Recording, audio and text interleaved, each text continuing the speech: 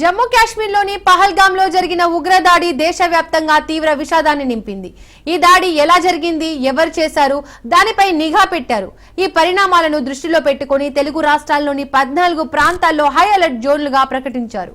మెరుగైన భద్రతా చర్యలను నిర్ధారించడానికి ప్రత్యేక ఆక్టోపస్ బృందాలు ఈ ప్రాంతాలకు మోహరించనున్నారు.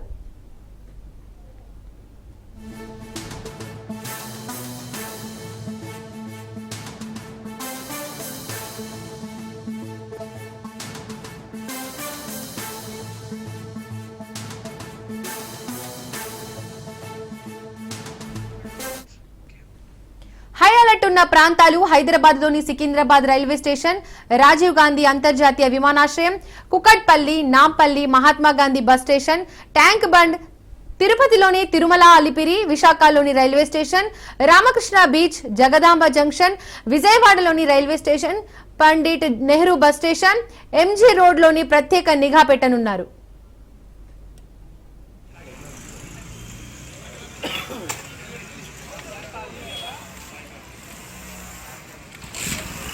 చెక్కేస్తున్నా అని చెప్పేసి అందరూ బిల్డింగ్ పైకి ఎక్కించుకున్నాం.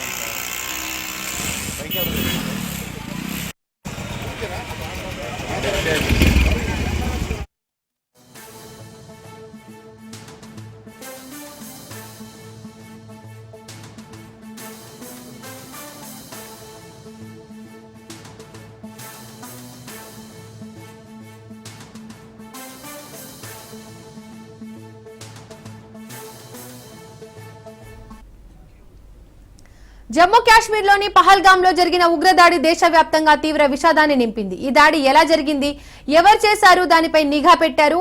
ఈ పరిణామాలను దృష్టిలో పెట్టుకుని తెలుగు రాష్ట్రాల్లోని 14 ప్రాంతాల్లో హై అలర్ట్ జోన్లుగా ప్రకటించారు. మెరుగైన భద్రతా చర్యలను నిర్ధారించడానికి ప్రత్యేక ఆక్టోపస్ బృందాలు ఈ ప్రాంతాలకు మోహరించనున్నారు.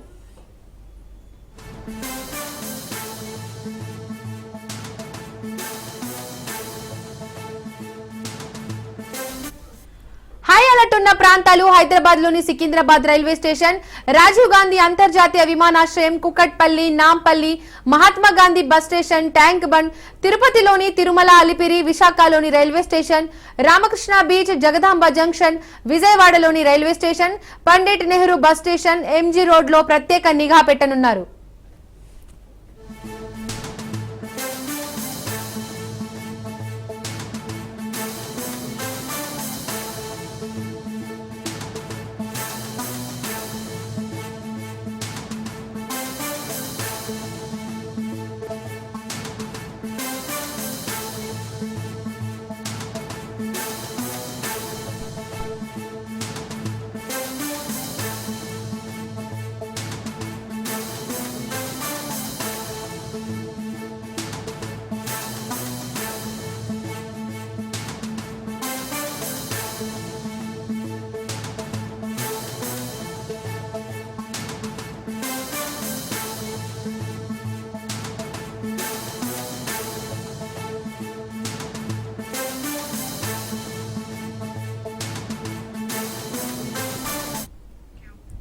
జమ్మూ కాశ్మీర్లోని పహల్గామ్లో జరిగిన ఉగ్రదాడి దేశవ్యాప్తంగా తీవ్ర విషాదాన్ని నింపింది.